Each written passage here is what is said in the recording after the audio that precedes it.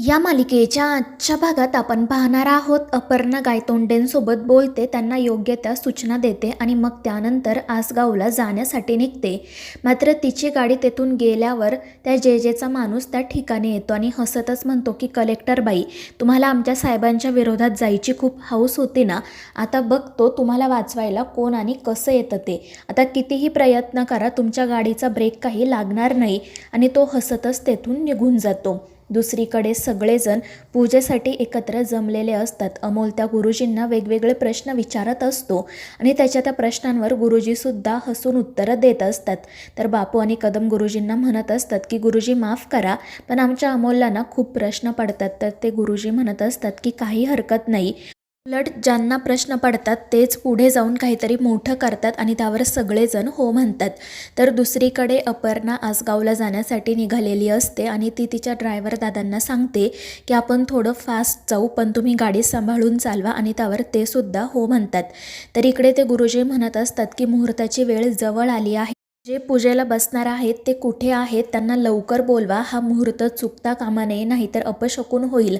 आणि त्यावर बापू म्हणत असतात की अप्पी निघाली आहे, थोड्याच वेळामध्ये ती पोहोचेल, पण थोडा वेळ वाट बघूयात. तर दुसरीकडे तो ड्रायव्हर अपर्णाला विचारत असतो की मॅडम, जर तुम्हाला घाई असेल तर आपण दुसऱ्या रोडने जायचं का, आपण लवकर आसगावला पोहोचू. आणि त्यावर अप्पीसुद्धा हो म्हणते आणि मग त्यांची गाडी एका वेगळ्याच रस्त्याने पुढे जाण्यासाठी निघते. तर इकडे सगळेच जण काळजीत असतात. मुहूर्ताची वेळसुद्धा जवळ आलेली असते. त्यामुळे मग रुपाली म्हणते की मी आणि हे पूजेला बसू का, कारण तसाही नवस मी केला होता ना, आणि अमोल माझ्या मुलासारखाच आहे, मग हवं तर आम्ही पूजेला बसतो. मात्र अमोल म्हणतो की नाही मोठी मा, ही पूजा माझ्या माबाबांच्या हस्तेच व्हायला हवी, त्यामुळे मग कोणाला काहीच करता येत नाही. तर इकडे अपर्णाची गाडी घाटामध्ये आलेली असते. मात्र त्यावेळी तिला दिसतं की समोर एक फॅमिली उभी आहे. ती ड्रायव्हरला सांगते की दादा, गाडी जरा हळू चालवा, पुढे फॅमिली आहे. मात्र तो ड्रायव्हर खूप घाबरलेला असतो. त्यामुळे अपर्णा विचारते की काय झालं, आणि त्यावर तो सांगतो की मॅडम, गाडीचे ब्रेकच लागत नाही आहेत. आणि तितक्यात त्या फॅमिलीमधील एक मुलगा रस्त्यावर येतो आणि त्याला वाचवण्याच्या नादामध्ये ती गाडी खोल दरीत कोसळते.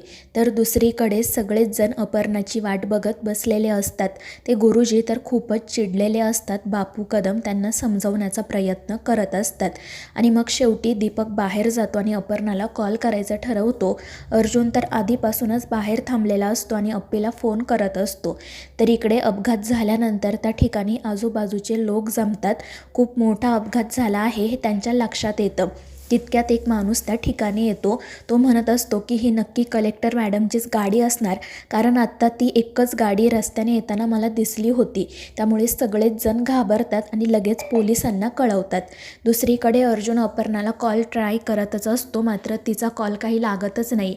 तितक्यात मग दीपकही त्या ठिकाणी येतो. तो अर्जुनला विचारतो की दाजी काय झालं. अर्जुन घाबरूनच त्याला सांगतो की माहीत नाही रे, पण अप्पीचा फोनच लागत नाही आहे, मला भीती वाटते. तर दीपक म्हणतो की आपल्याकडे ड्रायव्हर दादांचा नंबर आहे ना, तुम्ही त्यांना फोन करून बघा.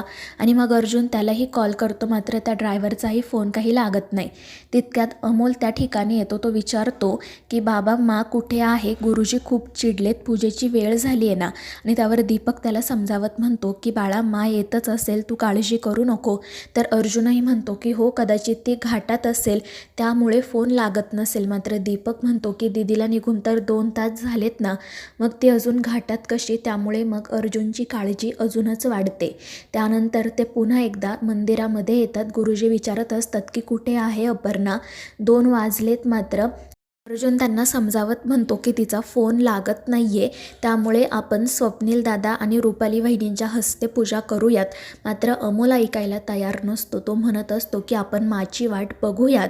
आणि तितक्यात अर्जुनला एका अनोळखी नंबरवरून फोन येतो. तो म्हणत असतो की बापू, तुम्ही इथेच थांबा, मी बघतोय कोण आहे ते. आणि मग तो बाहेर जातो. तर तो इन्स्पेक्टरचा फोन असतो. ते इन्स्पेक्टर त्याला सांगतात की मी खंडाळा चौकीवरून बोलतोय, तुम्ही अर्जुन कदमच आहात ना. आणि त्यावर अर्जुन म्हणतो की हो इन्स्पेक्टर, काय झाले सांगा.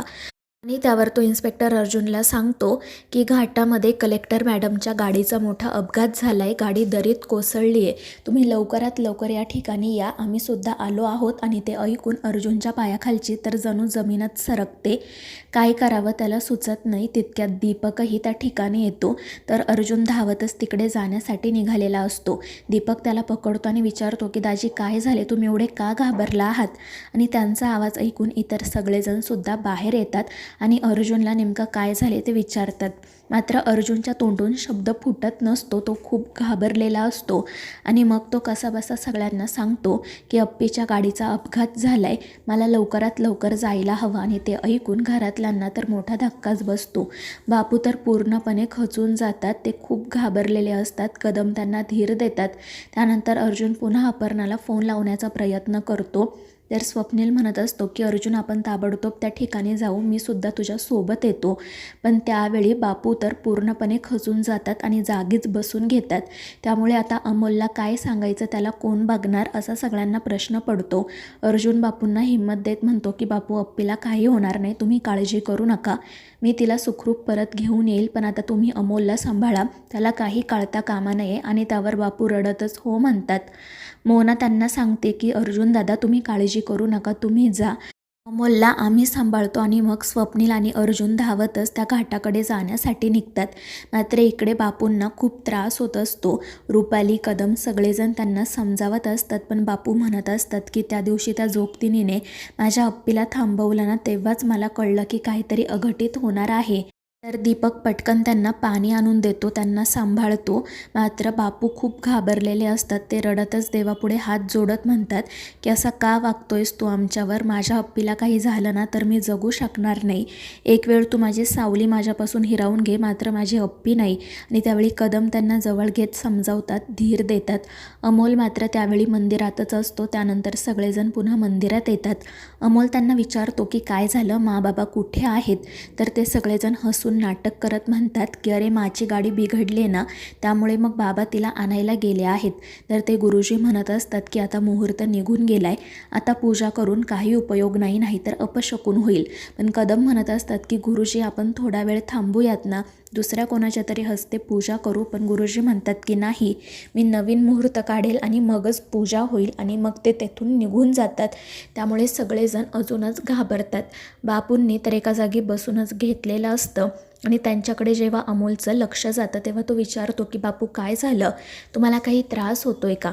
पण कदम म्हणतात की बाळा त्यांना जरा वेळ शांत बसू दे.